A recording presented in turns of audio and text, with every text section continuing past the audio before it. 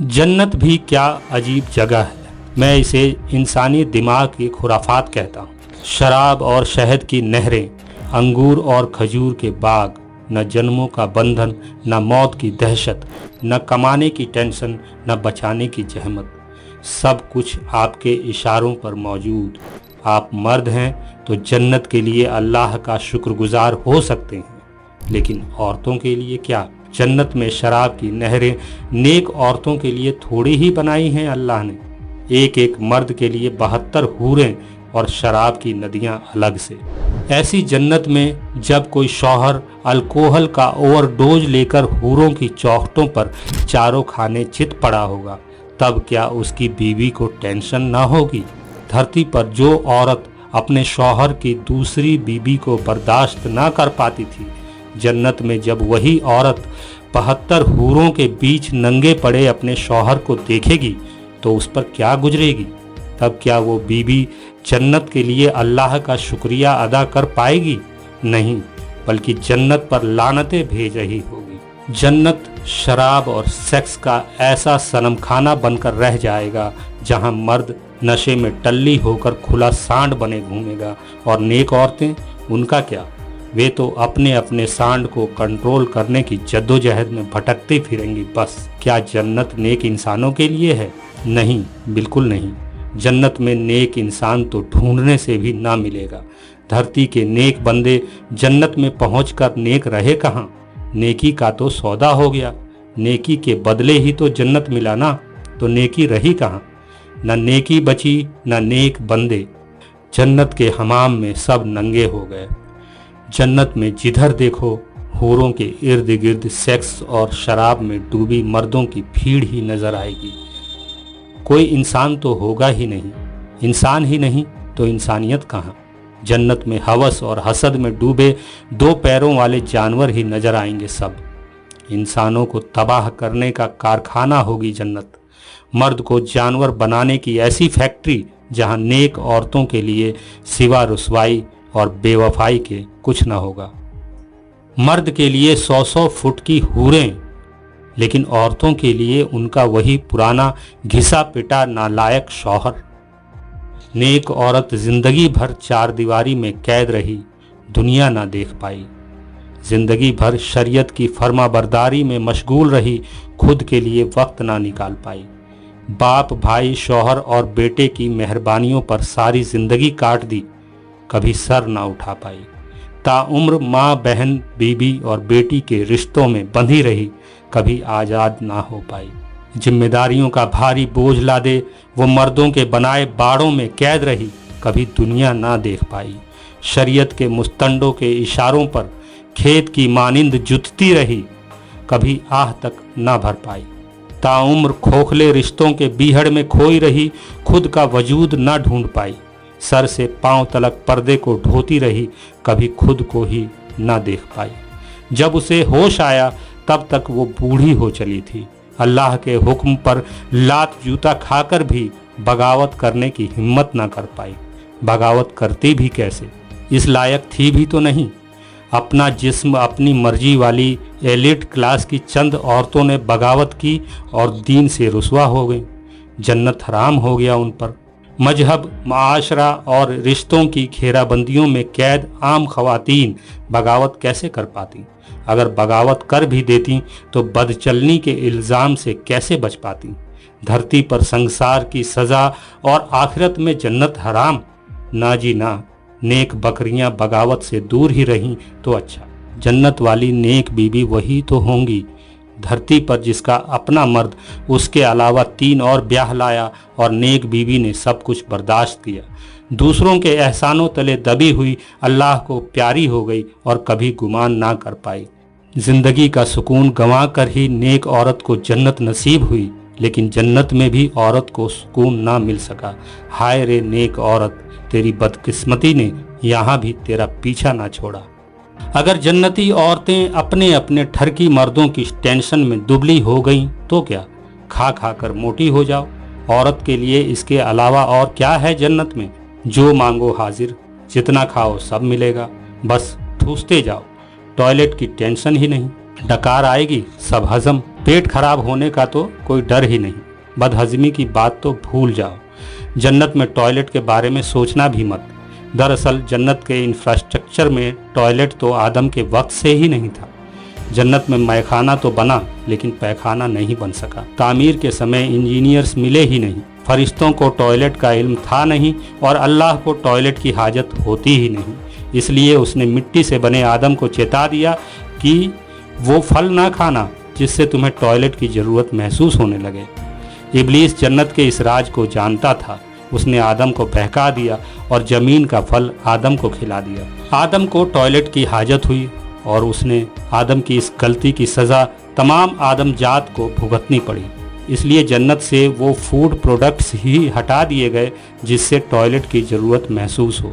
अब तो जन्नत में जो फूड सप्लाई होती है उस पर टॉयलेट फ्री की मोहर लगी होती है। खाते जाओ, जब पेट भर जाए एक डकार लो, सब हजम।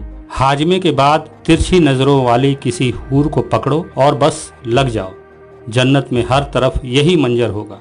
कहीं कोई शराब की नहर में डूबा होगा, कोई जन्नत के जायकों को ठूस कर पेट फुलाए पड़ा होगा और बाकी के जन्नती लोग किसी हूर के कोठे पर मुजरे में मशगूल होंगे। सोचिए कि बाप और बेटे दोनों जन्नती हों तो क्या हो। बेटे की 72 हूरों में से कोई बाप को पसंद आ जाए तो क्या हो। होना क्या है, रसद के लिए हसद का मामला शुरू हो जाएगा।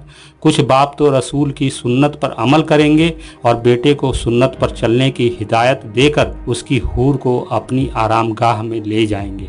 और अगर बेटे को ही बाप वाली किसी हूर पर दिल आ गया तो कितना वाहियात निज़ाम होगा जन्नत का। मुझे तो ये सब सोचकर ही घिन आती है जन्नत से। वक्त की पाबंदी हटाकर तो और सत्यानाश किया है जन्नत का। कोई वक्ती पाबंदी नहीं, बस लगे रहो। बिग बॉस के घर में तमाम सहूलियत के बावजूद सिर्फ 3 महीने में लोग बोरियत फील करने लगते हैं, लेकिन जन्नत में तो वक्त की सुई होगी ही नहीं।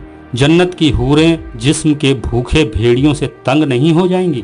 लंबे समय तक यही सब होता रहा तो फरिश्तों को भी उबकाई आने लग जाएगी जन्नत में। सफ़ेद लिबासों में लंबी लंबी दाढ़ियों वाले शराब में डूबे कैसे दिखेंगे। कहीं कोई गिरा होगा तो कहीं कोई पड़ा होगा। नमाज कज़ा होने की फिक्र ही ना होगी।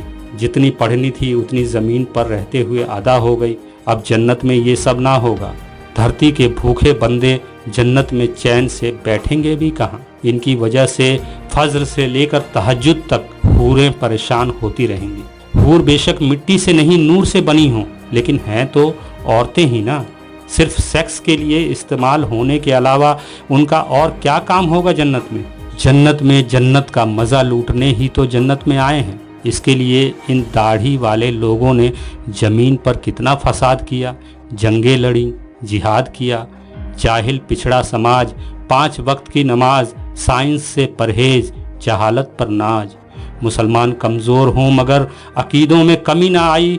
माशरा भूखा था मगर दावतों में कमी ना आई। दीन के नाम पर नौजवानों को नफ़रत सिखाई, औरतों को गुलाम बनाया, फिर भी थोड़ी शर्म ना आई। ब्लास्फेमी के नाम पर अनगिनत बस्तियां जलवाईं, पीढ़ियां तबाह हुईं, माथे पर शिकन ना आई।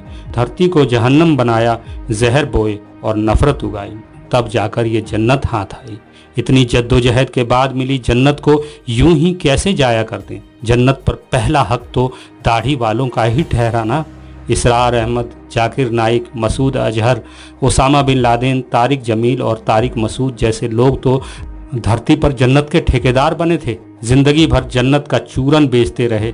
इसलिए जन्नत पर पहला हक तो इन्हीं लोगों का होगा ना। दाढ़ी तो हुजूर की पहली सुन्नत है और जन्नत की पहली शर्त भी। लेकिन दाढ़ी वालों के जमावड़े के बीच कुछ क्लीन शेव्ड भी नजर आएंगे। जावेद अहमद घमंडी और कैंसर रजा खान जैसे बिन दाढ़ी मूछों वाले लोग भी जन्नत के पहले दर्जे का लुत्फ ले रहे होंगे। इंसानी दिमाग की सबसे घटिया सोच का नतीजा है जन्नत। ख्याली मजहब के बदले रिश्वत में दी जाने वाली सबसे गंदी चीज जन्नत ही तो है।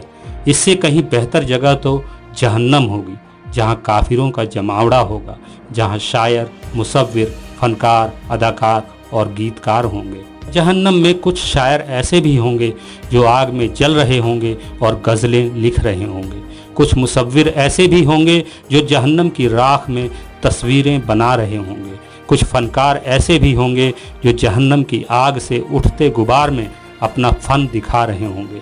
कुछ अदाकार ऐसे भी होंगे जो आग में जलते हुए अपनी अदाकारी से दूसरे जहन्नमी का दिल बहला रहे होंगे। और कुछ गीतकार ऐसे भी होंगे जो आग में जल रहे होंगे फिर भी गुनगुना रहे होंगे। काफिर, मुशरिक, मुल्हिद, सेकुलर, लिबरल और साइंटिफिक टेम्पर वाले लोगों के लिए तो वैसे भी जन्नत हराम है। ऐसे लोग जन्नत में जाकर करेंगे भी क्या? Galileo, Copernicus, Newton, Einstein, Stephen Hawking, Charles Darwin, Martin Luther, Mirza Ghalib, Dilip Kumar, Shahrukh Khan, Waheeda Rehman, Taslima Nasreen, Salman Rushdie, Bhagat Singh और महात्मा गांधी जैसे लोग जहन्नम में ही तो मिलेंगे। वे लोग जिन्होंने धरती को जहन्नम बनाने की जद्दोजहद में ज़िंदगी खपा दी, वे सभी जन्नत में होंगे। और वे लोग जिन्होंने धरती को जन्नत बनाने की कोशिशों में उम्र गंवा दी, वे सभी दोज़ख में ही तो मिलेंगे। बस यही फ़र्क है जन्नत और दोज़ख का। दरअसल इतिहास के कुछ जालिम, लालची और हरामखोर लोगों का दिमागी फितूर है जन्नत और जहन्नम। मजदूर, बेबस और लाचार लोगों पर जुल्म करने वाले जालिम लोगों ने ही जन्नत और जहन्नम के तस्वुरात को गरीबों के दिमागों में फिट किया, ताकि मजलूम धरती पर ताउम्र जुल्म सहते हुए इस गुमान में मर जाए कि उनका खुदा जालिमों को जहन्नम की आग में जलाएगा और मजलूमों को जन्नत अता फरमाएगा। इंसान के बदले की आग में जहन्नम बन गई और इंसानी लालच ने जन्नत बना दिया। जन्नत और जहन्नम और कुछ नहीं, बस इंसानी दिमाग की वाहियात ईजाद भर हैं। इसलिए मैं जन्नत और दोज़ख के तसव्वुर को इंसानी दिमाग की खुराफात कहता हूँ। अगर आप मेरे विचारों से सहमति रखते हैं तो मुझे इस पेटीएम नंबर पर आर्थिक सहयोग भेज सकते हैं। मुझे आपके सपोर्ट की ज़रूरत है। इंसानियत